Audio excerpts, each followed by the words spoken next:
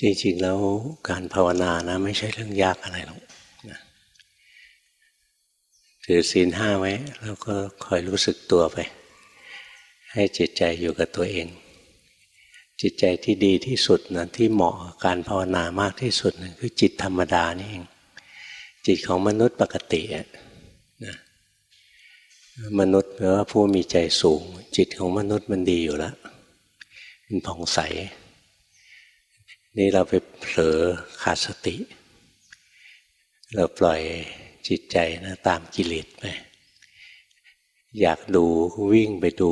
ไม่รู้ว่าอยากฟังก็วิ่งไปฟังไม่รู้ว่าอยากได้กลิ่นก็สายจมูกไปดมไม่รู้ว่าอยากรู้รสก็สนใจที่รสใจไปอยู่กับรสอะไรเงี้ยไม่รู้ว่าอยากคิดนึกอะไรเนี่ยมีเรื่องแค่คิดใจมันอยากคิดขึ้นมาอย่างเวลาฟังธรรมะเราเกิดอยากรู้อยากรู้ก็ต้องอยากคิดต่อความอยากมันเกิดในใจเราไม่เห็นนี่พอใจเรามีความอยากขึ้นมาเรามองไม่เห็นกิเลสมันจะแทรกเข้ามาใจที่ดีที่งามของมนุษย์นะเป็นใจที่พระพุทธเจ้าบอกประภัสสรจิตตามธรรมชาติเดิมของมนุษย์เราเนี่ยมันประภัสสรมันผ่องใสสว่างผ่องใสแต่มันเศร้าหมองเพราะกิเลสที่จรมากิเลสมันก็มาตามหลังการกระทบอารมณ์มากระทบอารมณ์แล้วก็มีความอยากเกิดขึ้นมีความอยากเกิดขึ้นกิเลสก็แทรกเข้ามาเรื่องวงจรที่ทำให้จิตของเราเสียอยู่เท่านี้เราคอยมีสตินะคอยรู้ทันใจของเราความอยากอะไรเกิดขึ้นรู้ไปความอยากอะไรเกิดขึ้นรู้ไปเรื่อยๆถ้าเรารู้ทันกิเลสมันก็ไม่เข้ามาครอบงำใจเรากิเลสไม่ครอบงำใจใจก็ผ่องใสมันมีอยู่2ขั้นตอนขั้นแรกก็คือฝึกให้ใจเราเนี่ยผ่องใสเป็นธรรมชาติต่อไปก็ค่อยๆฝึกให้มันสะอาดผ่องใสภาษาบาลีใช้ประภัสสรนะแต่ไม่บริสุทธิ์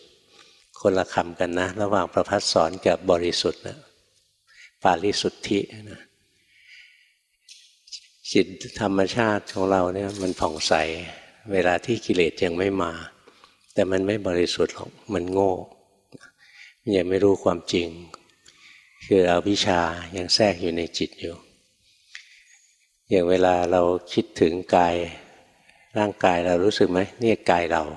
นะเวลาคิดถึงจิตใจความรู้สึกนึกคิดทั้งหลายเนี่ยความรู้สึกของเรารู้สึกอย่างเนี้ยเรามีความคิดอย่างนี้เรามีความเห็นอย่างนี้นะ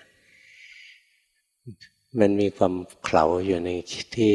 คิดว่ามันมีเราอยู่จริงๆนะที่จริงเราไม่มีนะเราไม่มีเป็นการหมายรู้ผิดว่ามีเราวันนี้พระพุทธเจ้าก็สอนให้เรามาดูของจริงตรงไหนที่เรารู้สึกว่าเป็นเรารู้สึกไหมร่างกายเป็นเรามาดูความจริงว่าร่างกายเป็นเราจริงไหมการที่ดูความจริงนี่แหละเรียกว่าวิปัสสนากรรมฐานวิปัสสนาคือคำว่าวิกับคำว่าปัสสนะปัสสนะว่าการเห็นวิว่าเห็นแจ้งก็เห็นตรงความเป็นจริงนั่นเองเห็นไตรลักษณ์กายนี้เป็นไตรลักษณ์ร่างกายนี้เที่ยงหรือไม่เที่ยงเที่ยงไหมเที่ยงร่างกายนี้มันสุขหรือมันทุกข์ดูให้ดีถ้ามีสติระลึกไปเรื่อยๆนะตามรู้ร่างกายไปเรื่อยไม่ใจลอยไปที่อื่นซะมันก็จะเห็นนะร่างกายนี้ถูกความทุกข์บีบคั้นอยู่ตลอดเวลานั่งอยู่ก็ทุกข์นะนั่งอยู่ก็ทุกข์เดินอยู่ก็ทุกข์นอนอยู่ก็ทุกข์ทำอะไรก็ทุกข์เท่านั้นนะหายใจออกก็ทุกข์หายใจเข้าก็ทุกข์ถ้าไม่เชื่อนะลองหายใจออกไปหายใจออกยาวๆแล้วดูว่าสุขหรือทุกข์ทุกข์ไหมแอบหายใจเข้าไปแล้วเห็นไหมหายใจออกไปก็ทุกข์ก็เลยหายใจเข้าหายใจเข้าสิทุกข์ไหม ไม่ว่าหายใจออกก็ทุกข์นะหายใจเข้าก็ทุกข์ความทุกข์เนี่ยตามบีบคั้นเราอยู่ทุกลมหายใจเข้าออกเลยแต่เราไม่เคยเห็นนะมันเป็นอย่างนี้มาตั้งแต่เกิดแล้วเราหายใจออกหายใจเข้าหายใจออกหายใจเข้านะหรือเรายืนเดินนั่งนอนเปลี่ยนอิริยาบถไปเรื่อยๆทำไมต้องเปลี่ยนอิริยาบถไปเรื่อยๆเพราะมันทุกข์นั่งนานๆก็ทุกข์ก็ต้องเปลี่ยนอิริยาบถถ้ายังเปลี่ยนไม่ได้ก็ต้องขยับบิดซ้ายบิดขวาใช่ไหมมีไหมนั่งนิ่งๆไม่กระดุกกระดิกนะแล้วเข้าฌานนั่งนิ่งๆได้พักหนึ่งเดี๋ยวก็ต้องกระดุกกระดิกอีกเนี่ยมีสตินะระลึกลงไปในร่างกายเราจะเห็นมีแต่ความทุกข์นะร่างกายถ้าเราพอมีสติมีใจตั้งมั่นเป็นคนดูแล้วดูลงไปสิลองขยับมือสิถ้าใจเราเป็นแค่คนดูเป็นคนรู้สึกเนี่ยมันจะรู้สึกเลยที่เคลื่อนไหวเนี่ยไม่ใช่เรามันเป็นวัตถุธาตุเหมือนหุ่นยนต์ตัวหนึ่งเท่านั้นเองใจเราเป็นคนไปรู้มันเข้าถ้าเราค่อยภาวนาไปนะเราเห็นเลยร่างกายนี้เป็นแค่สิ่งที่ใจไปรู้เข้าอย่างร่างกายหายใจออกจิตเป็นคนรู้ร่างกายหายใจเข้าจิตเป็นคนรู้ร่างกายยืนเดินนั่งนอนจิตเป็นคนรู้ค่อยๆดูไปเรื่อยๆนะถึงจุดหนึ่งมันจะเห็นเลยว่าร่างกายไม่ใช่ตัวเราร่างกายไม่ใช่ตัวเราเป็นแค่หุ่นยนต์ตัวหนึ่งที่จิตไปรู้เข้าจิตเป็นคนสั่งงานให้มันขยับเนี้ยจิตเป็นคนสั่งแต่ว่าจริงๆแล้วมันไม่ใช่จิตมันเป็นตัวที่รับคำสั่งจากจิตอีกทีหนึ่งไม่ใช่ตัวเราไม่ใช่ของเราที่แท้จริงถึงจุดหนึ่งก็สั่งไม่ได้อย่างเราสั่งให้เป็นหนุ่มเป็นสาวตลอดเนี่ยก็สั่งไม่ได้สั่งไม่ให้เจ็บป่วยก็สั่งไม่ได้นะสั่งไม่ให้ตายก็สั่งไม่ได้เนี่ยดูความจริงเข้าไปนะความจริงในร่างกายนะต้องเปลี่ยนอิริยาบถไปเรื่อยไม่คงที่ทำไมถ้าคงที่แล้วเป็นไงถ้าอยู่นิ่งๆเฉยๆนะไม่หายใจอะไรก็ทุกข์นะหรือหายใจเข้าอย่างเดียวก็ทุกข์หายใจออกอย่างเดียวก็ทุกข์มันต้องเปลี่ยนนะเปลี่ยนอิริยาบถเพื่อปิดบังความทุกข์ไปเรื่อยๆเพราะร่างกายเนี่ยมันถูกความทุกข์บีบคั้นอยู่ตลอดเวลามันถึงต้องเคลื่อนไหวเปลี่ยนแปลงอยู่ตลอดเวลาแล้วมันก็เป็นแค่สิ่งที่ใจเราไปรู้เข้าเรายืมร่างกายนี้จากวัตถุธาตุของโลกอาศัยกรรมมาประกอบวัตถุธาตุในโลกนี้ขึ้นมาเป็นตัวเราขึ้นมาเป็นร่างกายอย่างเนี้ยนี่ถ้าเรามีสติเรียนรู้ลงไปในร่างกายมากๆเราจะรู้ร่างกายไม่ใช่ตัวเราร่างกายนี้เป็นตัวทุกข์ถูกความทุกข์บีบคั้นอยู่ตลอดเวลาเนี่ยถ้าชาตินี้นะเราภาวนาได้แค่เนี้ยภาวนามากกว่านี้ไม่ได้เห็นได้แค่ร่างกายเป็นทุกข์นะเราหนีจากความทุกข์ไปได้เยอะเลยพอเราเห็นร่างกายนี้เป็นทุกข์จริงๆแล้วเนี่ยใจมันจะคลายความยึดถือในร่างกายออกของที่เป็นทุกข์นั้นนะพระพุทธเจ้าเคยตั้งคำถามปัญจวัคคีย์นะบอกว่ารูปนี้เที่ยงไหมร่างกายนี้เที่ยงไหมไม่เที่ยงพระเจ้าค่ะสิ่งใดไม่เที่ยงนะสิ่งนั้นเป็นสุขหรือเป็นทุกข์บอกเป็นทุกข์สิ่งที่เป็นทุกข์เนี่ยควรหรือที่จะยึดถือว่าเป็นตัวเราของเราก็ไม่ควรเนี่ยท่านเห็นอย่างนี้นะท่านก็หมดความยึดถือในกายได้ถ้าเราสามารถหมดความยึดถือในร่างกายได้เด็ดขาดนะนั่นคือภูมิจิตภูมิธรรมของพระอนาคามีนะไม่ธรรมดาหรอกงั้นเราคอยเรียนรู้ความจริงของกายของใจไปเรื่อยนะวันหนึ่งจะได้หายโง่เรารู้สึกว่าร่างกายเป็นตัวเราเป็นของเราเป็นของดีเป็นของวิเศษร่างกายนี้นำความสุขมาให้อะไรเนี่ยเรียนมันเข้าไปจะรู้ว่าร่างกายนี้ไม่ใช่ของดีของวิเศษร่างกายนี้ไม่ได้นำความสุขมาให้แต่ร่างกายนี้ถูกความทุกข์ตามบีบคั้นอยู่ตลอดเวลาร่างกายนี้เป็นสมบัติของโลกเป็นวัตถุธาตุของโลกนะแต่เดิมยืมธาตุของพ่อของแม่มาแล้วก็มาอาศัยธาตุของโลกนะอาศัยน้ำอาศัยอากาศอาศัยอาหารเลี้ยงให้มันตัวใหญ่ขึ้นมาแล้วก็รู้สึกว่าเนี่ยเราเลี้ยงมันมามันต้องเป็นของเราเหมือนเราเลี้ยงหมาเนาะเลี้ยงหมาแล้วก็เป็นหมาของเราเลี้ยงควายก็เป็นควายของเราจริงๆมันไม่ได้ของเราหรอกเราสั่งมันได้ที่ไหนยิ่งเลี้ยงแมวเดี๋ยวนี้เขามีกลุ่มทาสแมวเห็นไหมมีกลุ่มทาสแมวแมวของเราไหม แมวเป็นเจ้านายสิอีกแมวไม่ใช่ของเราแล้วสั่งมันได้ที่ไหนนะร่างกายนี่เอาจริงๆก็สั่งมันไม่ได้เนี่ยเฝ้ารู้เฝ้าดูลงไปนะดูของจริงไปจะได้หายโง่จะได้ฉลาดขึ้นมาใจจะได้เข้าถึงความบริสุทธิ์ได้นี่ดูกายแล้วมาดูความรู้สึกนึกคิดทั้งหลายนะความสุขความทุกข์ทั้งหลายเที่ยงหรือไม่เที่ยงดูของจริงอย่าคิดเอานะเวลาที่เราดิ้นรนอยู่ในโลกนี้เราดิ้นรนหาความสุขตั้งแต่เกิดจนตายนะดิ้นรนหาความสุขตลอดเวลาแต่มันเหมือนจะได้แต่ไม่เคยได้ความสุขนะหลุดมือไปทุกทีเพราะอะไรความสุขมันไม่เที่ยงนะเนี่ยเรามีสติรู้นะความสุขเกิดขึ้นเรารู้ความทุกข์เกิดขึ้นเรารู้ต่อไปปัญญามันเกิดมันรู้ความสุขก็ไม่เที่ยงความทุกข์ก็ไม่เที่ยงไอ้ความหิวโหยในความสุขความเกลียดชังในความทุกข์มันก็จะลดลงนะสุดท้ายใจก็เป็นกลางต่อสุขและทุกข์นะหรือเราอยากเป็นคนดีนะอยากเป็นคนดีพอกิเลสเกิดเราโมโหอีกโมโหนี่เป็นกิเลสอีกนะจิตมีโทสะขึ้นมาอีกกิเลสซ้อนกิเลสสะสมไปซับซ้อนมากเลยทั้งวันนะเต็มไปด้วยกิเลส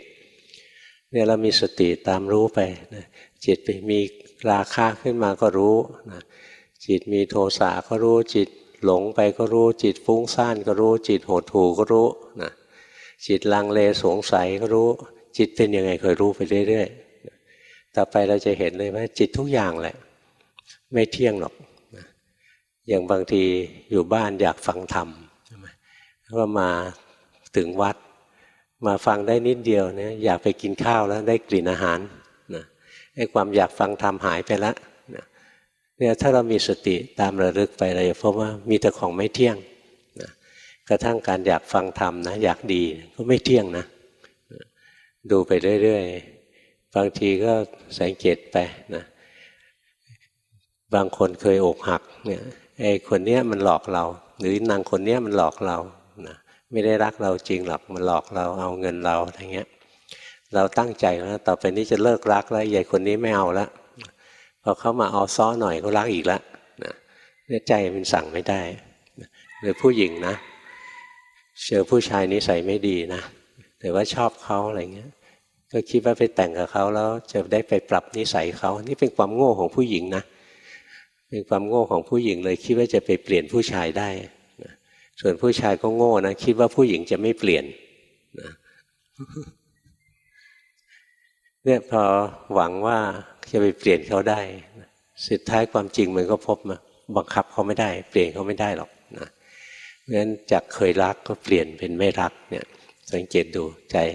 เปลี่ยนเป็นไม่รักแต่พอเขามาซ้อหน่อยหนึ่งกลับไปรักอีกแล้วใจเนี่ยพลิกไปพลิกมาเดี๋ยวรักเดี๋ยวไม่รักเดี๋ยวรักเดี๋ยวไม่รักนะเดี๋ยวโกรธเดี๋ยวไม่โกรธใครเคยอกหักบ้างนะไหนยกมือหน่อยสิใครเคยอกหักเวลาอกหักรู้สึกไหมเดี๋ยวก็รักใช่ไหมเดี๋ยวก็โกรธนะเดี๋ยวเสียใจเดี๋ยวน้อยใจนะเดี๋ยวกลุ้มใจกังวลเดี๋ยวเป็นห่วงใช่ไหมเนี่ยหมุนติ้วนะกิเลสสารพัดเลยหมุนตะลุมบอลเราทั้งวันทั้งคืนเลยนะเราสั่งได้ไหมสั่งไม่ได้นะสั่งไม่ได้เนี่ยคอยดูของจริงลงไปนะดูของจริงในร่างกายก็เห็นแต่ว่ามันถูกความทุกข์บีบคั้นอยู่ตลอดเวลามันเป็นวัตถุธาตุที่เรายืมโลกมาใช้ดูลงไปในจิตใจมีแต่ของไม่เที่ยงเปลี่ยนแปลงตลอดเวลาแล้วก็บังคับไม่ได้ควบคุมไม่ได้เป็นอนิจจังเป็นอนัตตาจิตใจเนี่ยเฝ้ารู้ไปเรื่อยนะต่อไปใจฉลาดขึ้นความสุขเกิดขึ้นใจก็ไม่หลงยินดีเพราะรู้ว่าความสุขไม่เที่ยงความทุกข์เกิดขึ้นใจก็ไม่ยินร้ายเพราะรู้ว่าความทุกข์ก็ไม่เที่ยงกุศลเกิดหรืออกุศลเกิดใจก็เป็นกลางเพราะรู้ว่าทุกอย่างเกิดแล้วดับหมดเลยบางคนหิวบุญนะอยากดีอยากมีบุญใครเคยเป็นโรคหิวบุญบ้างยกมือซิมีไหมต้องยกให้มากๆพวกหิวบุญนะนี่พวกหิวบุญนะหิวบุญนะมีความสุขหรือมีความทุกข์เวลาหิวเมื่อไหร่ทุกข์เมื่อนั้นหิวก็คือคำว่าตัณหานั่นเอง เวลาหิวอาหารเนี่ยเป็นความหิวทางร่างกายนะแต่หิวทางใจเนี่ยคือตัณหา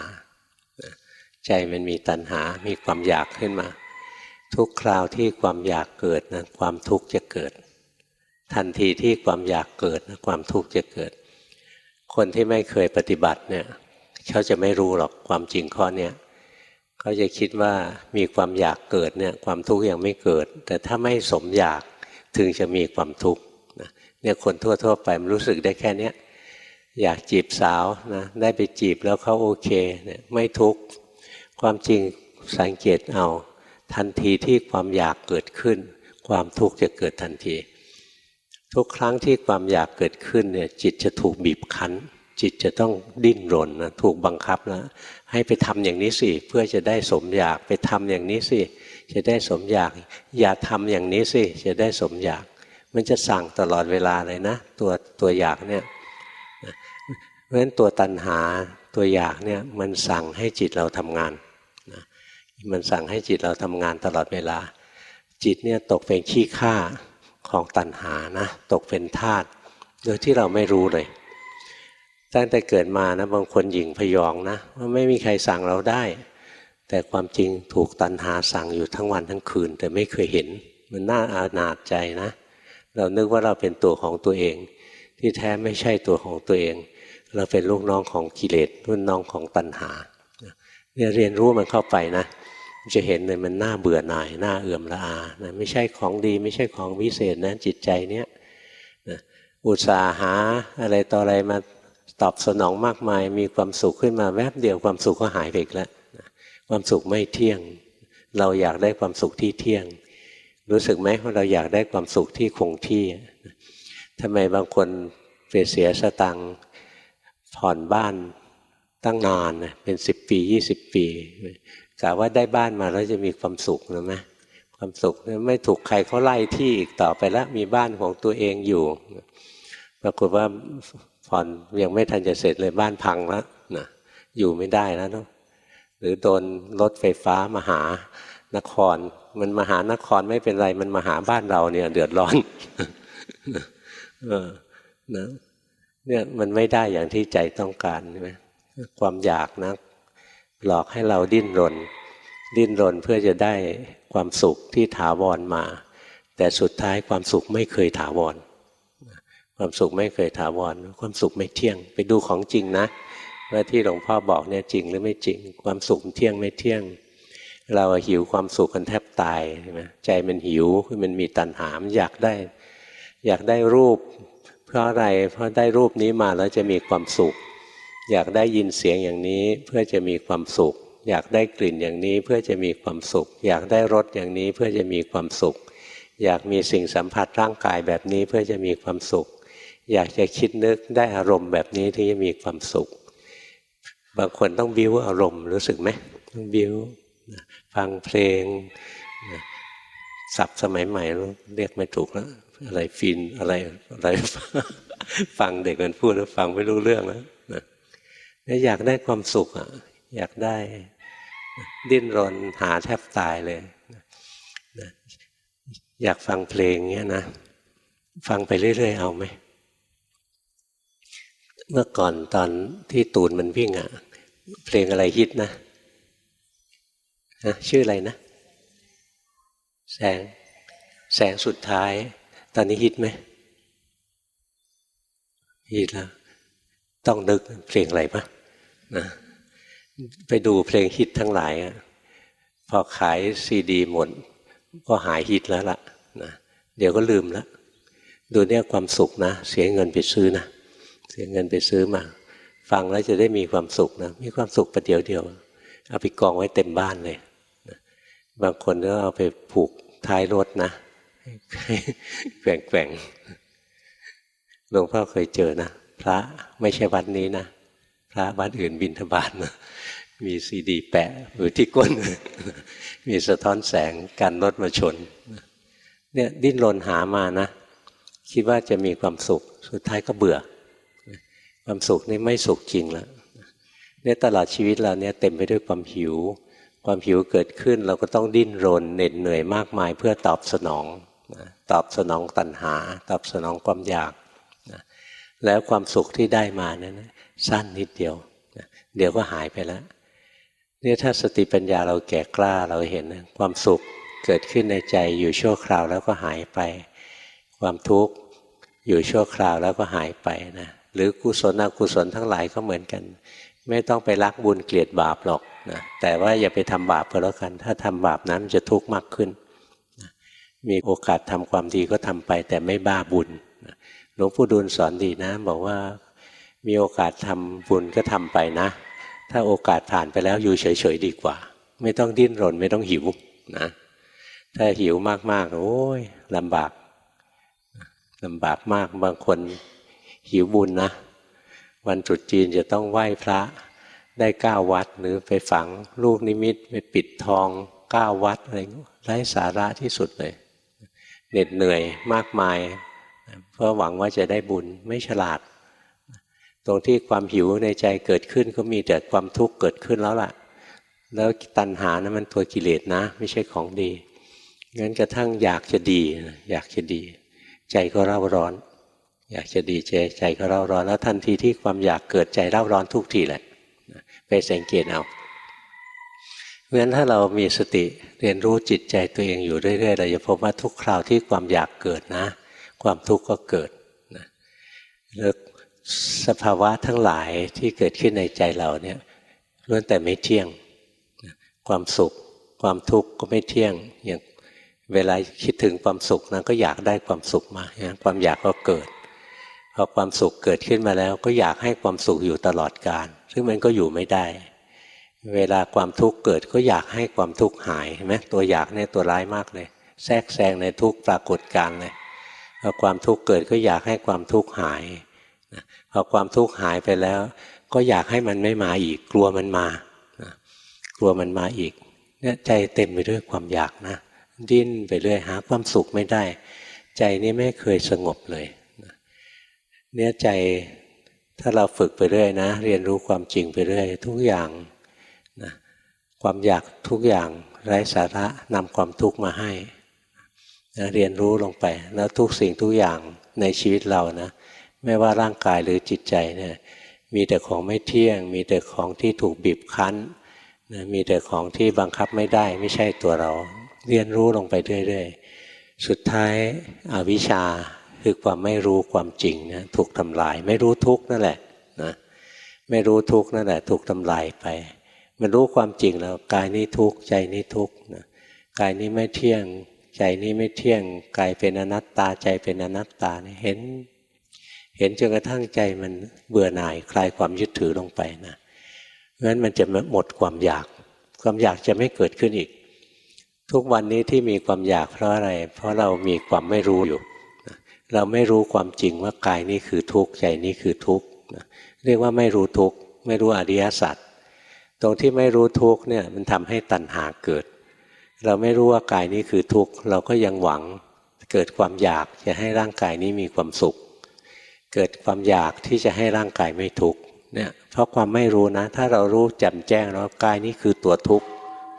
ถ้ารู้ว่ากายคือตัวทุกข์เนี่ยความอยากที่จะให้กายไม่ทุกข์เนี่ยไร้เดียงสานะเป็นความอยากที่โง่ซึ่งไม่มีจริงทำไม่ได้จริงหรอกนะความอยากจะให้ร่างกายเป็นสุขเนี่ยยิ่งไปกันใหญ่เลยนะเป็นไปไม่ได้เลยเพราะร่างกายมันตัวทุกข์เพราะฉะนั้นถ้าเมื่อไหร่เห็นทุกข์แจ่มแจ้งนะเรียกรู้อริยสัจนะรูปนี้กายนี้คือตัวทุกข์เนี่ยตัณหาคือความอยากจะให้กายเป็นสุขอยากให้กายพ้นทุกข์เนี่ยจะไม่เกิดขึ้นนะเมื่อตัณหาไม่เกิดขึ้นความดิ้นรนของใจจะไม่เกิดขึ้นนะใจจะไม่ทุกข์นี่ดูต่อไปอีกนะสิ่งที่เป็นเราไม่ใช่มีแต่รูปใช่ไหมก็ยังมีนามธรรมทั้งหลายความรู้สึกนึกคิดความรับรู้ทั้งหลายเนี่ยเราก็มีสติรู้ไปเรื่อยอย่างตัณหาเนี่ยก็เป็นความรู้สึกทางใจนะที่เป็นเจตสิกอย่างหนึ่งนี่เป็นโลภะเจตสิกตัณหาเนี่ยเป็นตัวโลภนะเป็นตัวโลภที่มีกำลังแรงก็กลายเป็นตัวตัณหาที่มีกำลังแรงกลายเป็นตัวอุปาทานนะไม่ใช่อยากเฉยๆไล่ยึดอย่างเดียวเลยถ้าไม่ได้มาทุกข์โศก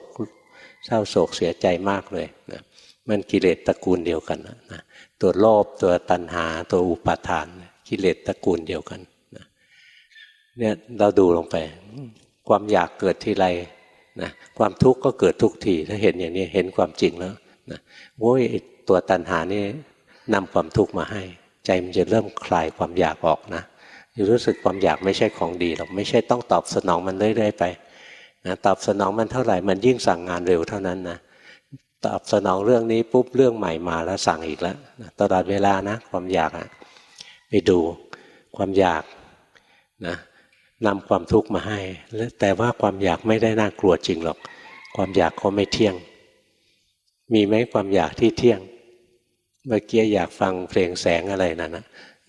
ตอนนี้ก็ไม่ได้อยากฟังแล้วใช่ไหมนานๆตอนอายุมากหน่อยมาเปิดฟังสมัยหนุ่มสาวเคยฟังเพลงนี้แหมเพราะจังเลยอย่างเงี้ยเด็กๆมาฟังเด็กรุ่นต่อไปมาฟังเพลงพวกนี้นะฟังไม่รู้เรื่องมันเหมือนรุ่นหลวงพ่อเนี่ยฟังเพลงของตูนเนี่ยฟังไม่ออกเลยไม่รู้ร้องอะไรฟังไม่ออกเลยนะไม่ใช่แกล้งบอกนะต้องฟังสุเทพสวลีนะฟังรู้เรื่อง ของเราได้ยินสุเทพสวลีอุ้ยหลอนจังเลยนะฟังแล้วหลอนใครรู้สึกบ้างถ้ารุ่นก่อนนั้นหลวงพ่อฟังแล้วก็หลอนเหมือนกันนะเนี่ยแต่ละรุ่นใช่ไหมใจนะมันจะหิวไปเรื่อยๆเรียนรู้มันเข้าไปนะความหิวเขาไม่เที่ยงไม่ต้องกลัวมันหรอกนะเมื่อคนตายแล้ว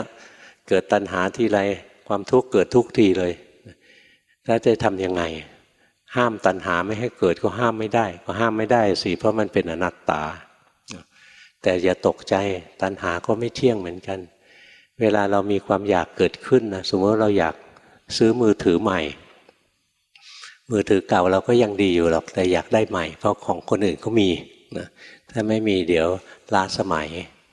นะเดี๋ยวนี้มันก็ล้าสมัยเร็วด้วยนะแป๊บเดียวล้าสมัยแล้วต้องอยากได้อันใหม่เนี่ยพอความอยากเกิดขึ้นนะใจเย็นๆอย่าเพิ่งซื้อรออีกสักเดี๋ยวหนึ่งสังเกตใจไปดูใจที่อยากนี่ไปก่อน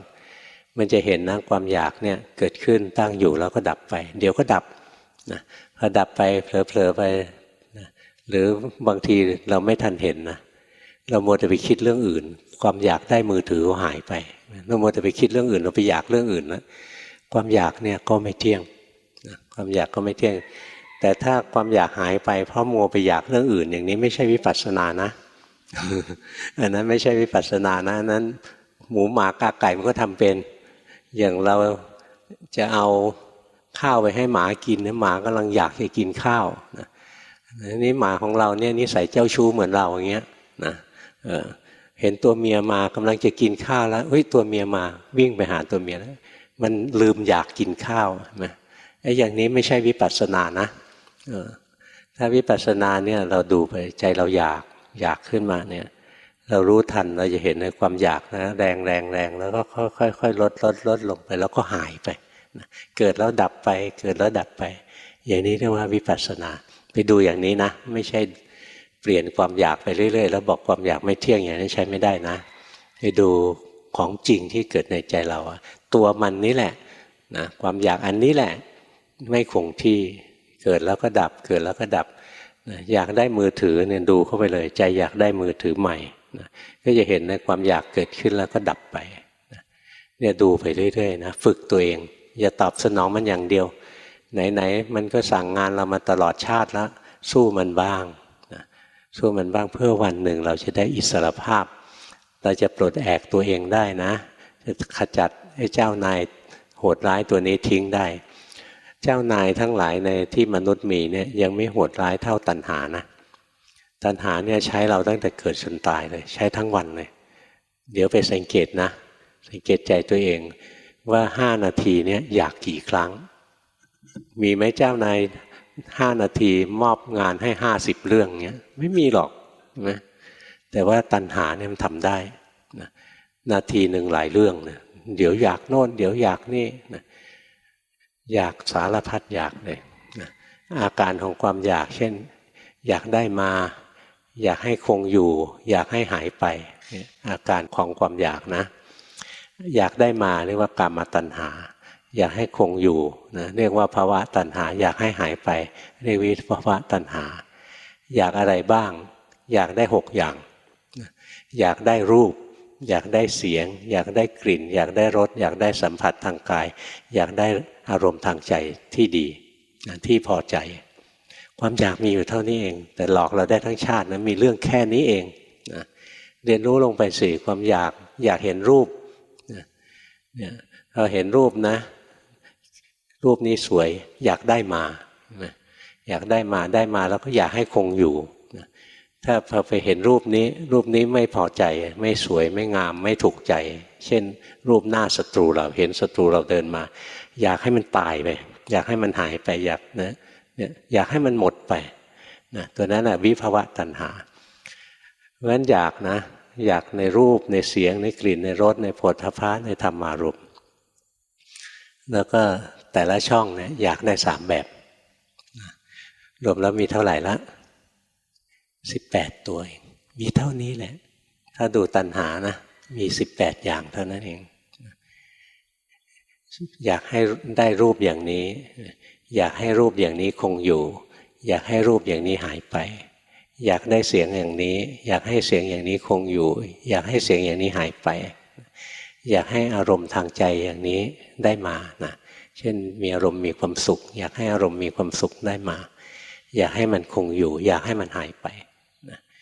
เนี่ยใจที่ดิ้นพล่านแล้วตกเป็นทาสเขาเนี่ยนะตกเป็นทาสอยู่แค่นี้เองแล้วคิดจะสู้เจ้านายตัวนี้ยังไม่ใช่สู้ยากนะแต่เดิมไม่รู้จะสู้ยังไงเพราะไม่รู้จักศัตรูตอนนี้สอนศัตรูให้แล้วนะศัตรูอยู่ตรงนี้เองตัวอยากนี่เองตัวร้ายจริงๆเลยถ้าฆ่าศัตรูตายแล้วจะเจออะไรเจอนิพพานเพราะนิพพานนะคือสภาวะที่สิ้นตัณหานิพพานคือสภาวะที่สิ้นตัณหาพวกเราภาวนากันแทบเป็นแทบตายทำดีแทบเป็นแทบตายเพราะอยากได้นิพพานไหมอยากอีกแล้วมันจะไปได้ยังไงนิพพานไม่ได้มาด้วยอยากนะนิพพานได้มาเพราะว่าสิ้นอยากเพราะเห็นความจริงนะว่าไม่มีความสุขหรอกกายนี้ใจนี้มีแต่ตัวทุกข์เนี่ยถ้าดูได้อย่างนี้นะล้างความเห็นผิดในรูปนามกายใจรู้ความจริงของมันแล้วว่ามันคือทุกข์กายนี้คือทุกข์ใจนี้คือทุกข์ความอยากจะไม่เกิดขึ้นอีกในตอนนี้ยังล้างให้เด็ดขาดไม่ได้ก็คอยรู้ทันไปก่อนความอยากเกิดแล้วรู้ความอยากเกิดแล้วรู้สู้ได้แค่นี้ก่อนเรียกว่าระดับยันกันนะตัณหาเกิดเราก็รู้มันก็หนีไปเดี๋ยวมันมาอีกเรารู้อีกหนีไปยังยันกันอยู่แต่ถ้าวันใดที่เรารู้แจ้งเห็นจริงในกายในใจนี้ว่าคือตัวทุกข์เนี่ยตัณหาจะไม่เกิดขึ้นอีกแล้วนะเอาไปกินข้าว